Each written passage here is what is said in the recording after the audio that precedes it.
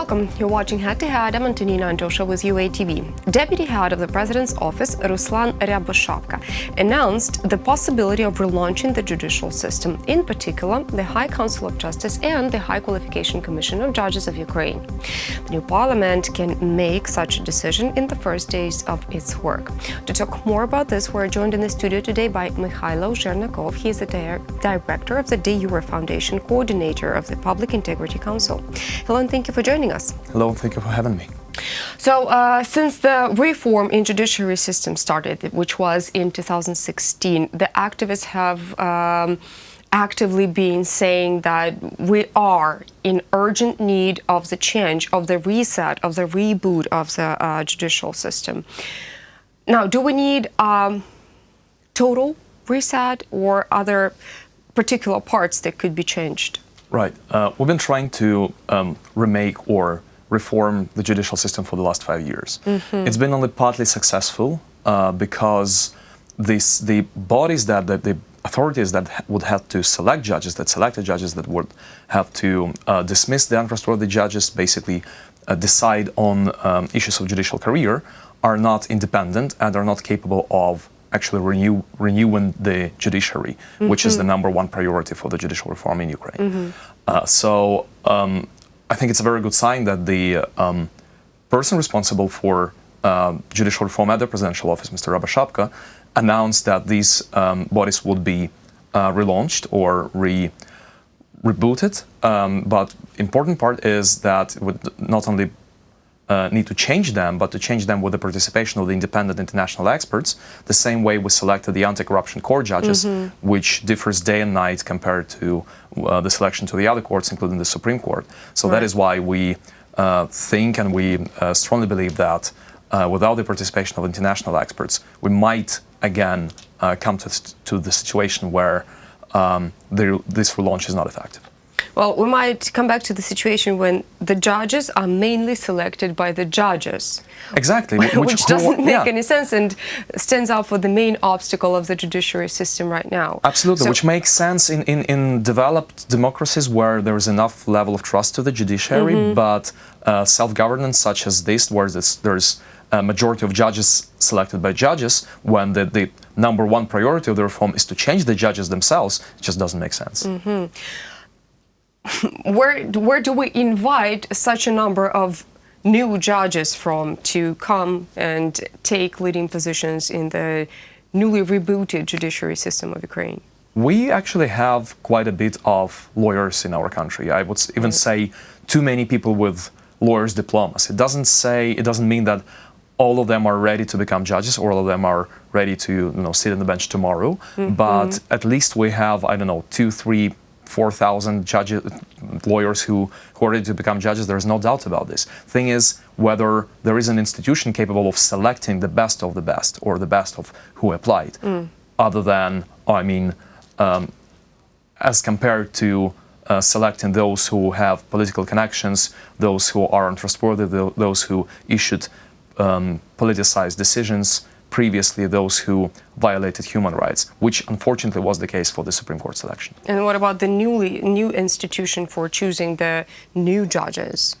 Well, we have a counterexample again of the anti-corruption court, where we, because we did not trust our judicial governance bodies, comprised of judges elected by judges, we invited 6 independent international experts, and we called that Public Council of International Experts, who would veto or who would ban the participation of the untrustworthy candidates, who would not let them go through the competition because of their competence, because of their prior experience as judges or prosecutors, because they did not have political connections to our political elites, so they could issue unbiased independent decisions and really make this selection appropriate.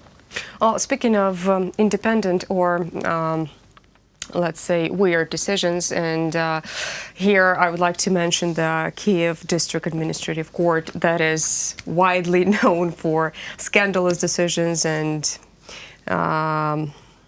it could be named as a vivid example of why the Ukrainian judiciary system actually needs a reform.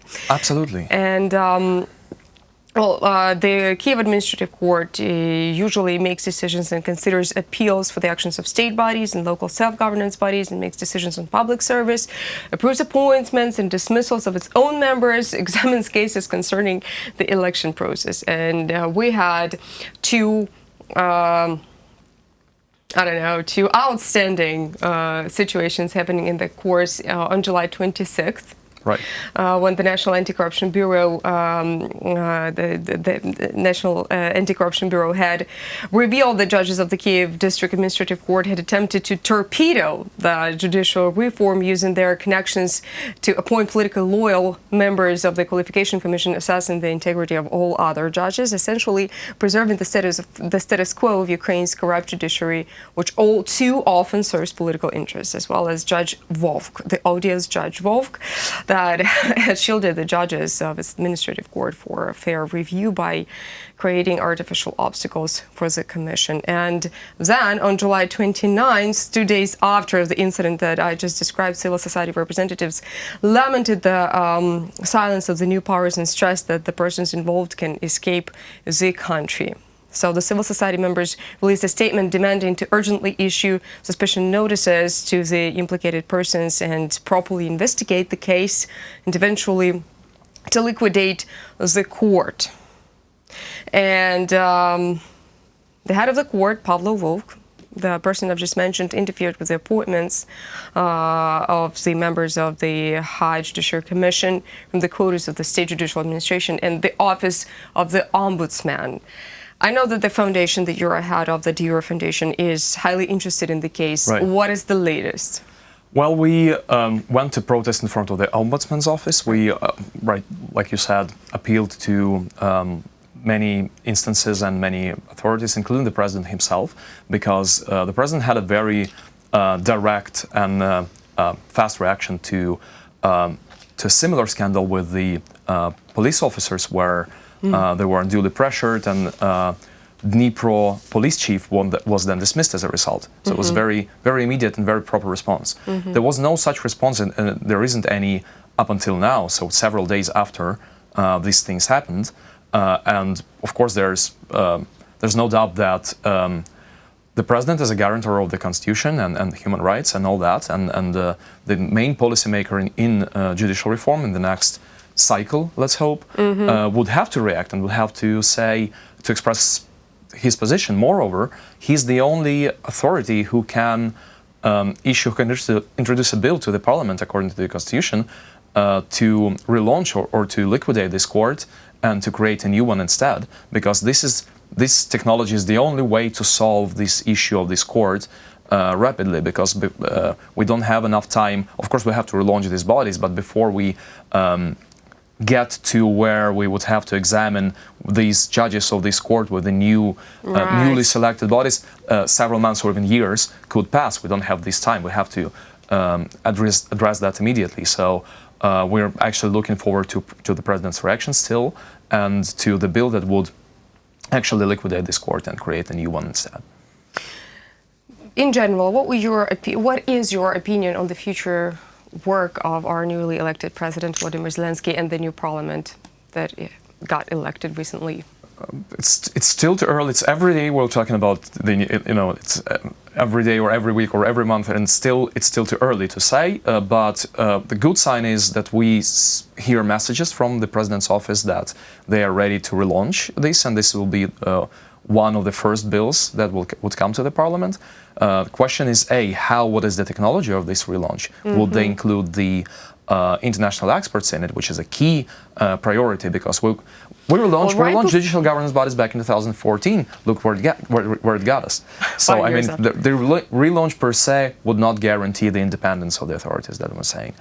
Okay, well, right before the snap parliamentary elections, 18 NGOs had actually proposed the agenda of rebooting the judiciary reform, and it was supported by 5 political parties, and it involved the international experts. And now the agenda, as the experts say, might face a lot of challenges, and several of them, I have them written out here, which is reconsidering the ambivalent decisions regarding the positive assessment of dishonest judges. Then Right. creating a mixed court for the resolution of commercial disputes with the participation of independent professional arbitrators. Developing alternative ways of dispute resolutions, such as mediation and arbitration, implementing world standards in judicial education. In my personal opinion, this would be the hardest one. Judicial education. Yes, yes, judicial education. That's the longest and then, one for sure. Right, and then alternative ways and dispute resolutions like mediation during divorces and stuff. Because that would work. I agree. That would work only when we have a trustworthy judiciary. I mean, you would opt for the alternative dispute resolution if you know that had you gone to the court, you would receive a fair but a very expensive decision. So you would then opt out. Unfortunately, we still have a situation where you can come to a court and buy a decision. Basically, you can bribe judges, you can influence judges. Unfortunately, and this is something that the prior judicial reform for the 5 years did not solve effectively. So that is why number one priority is still the relaunch of these bodies.